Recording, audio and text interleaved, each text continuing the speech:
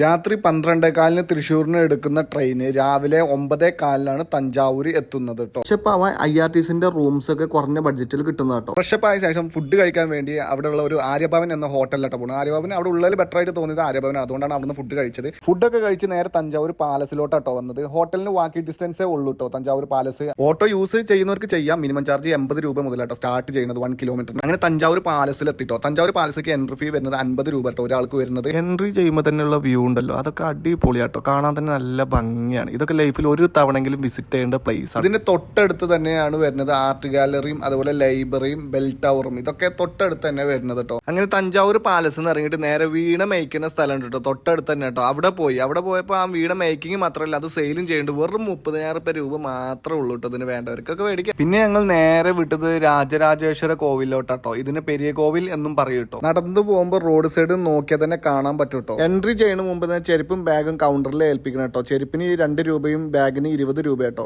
Entry ചെയ്ത് കഴിഞ്ഞാലുണ്ടല്ലോ വേറൊരു ലോകത്തെത്തിയ പോലെ നല്ല പീസ്ഫുൾ മൈൻഡ് കേട്ടോ. ലൈഫിൽ ഒരു വട്ടെങ്കിലും ഇത് വിസിറ്റ് ചെയ്യണം നിങ്ങൾ. രാജരാജ ചോഴനാണ് 2013 ഇത് നിർമ്മിച്ചത്. ദക്ഷിണേന്ത്യയിലെ ഏറ്റവും ഉയരം കൂടിയ ഈ ക്ഷേത്രത്തിന് 216 അടി ഉയരവും 14 നിലകളും ഉണ്ട്. 12 വർഷം കൊണ്ടാണ് ഇതിന്റെ പണി തീർത്തത്. 81 ടൺ ഭാരമുള്ള ഒറ്റക്കല്ലിൽ നിർമ്മിച്ചത് ഈ ക്ഷേത്രത്തിന്റെ മകുടം. ഗോപുരത്തിന് മുകളിൽ സ്ഥിതി ചെയ്യുന്ന മകുടത്തിന്റെ നെയിൽ ഉച്ച സമയത്ത് നിലത്ത് വീഴില്ല എന്നതാണ് ഈ ക്ഷേത്രത്തിന്റെ മറ്റൊരു പ്രത്യേകത. ചരിത്രങ്ങൾ പറഞ്ഞാൽ തീരില്ല, അത്രത്തോളം ഉണ്ട്. അതുകൊണ്ട് തന്നെ ഞാൻ അത് ക്യാപ്ഷൻ ആക്കി ഇട്ടിട്ടുണ്ട്, വേണ്ടവർക്ക് അത് വായിച്ചെടുക്കാം. തിരിച്ച് തഞ്ചാവൂർ ടു തൃശ്ശൂർ 6:15 ഒരു ട്രെയിൻ ഉണ്ട്. അത് 4:30ക്കാണ് തൃശ്ശൂരിൽ എത്തുന്നത്. അപ്പൊ അതിൽ തന്നെ തിരിച്ചു പോരാവുന്നതാണ്.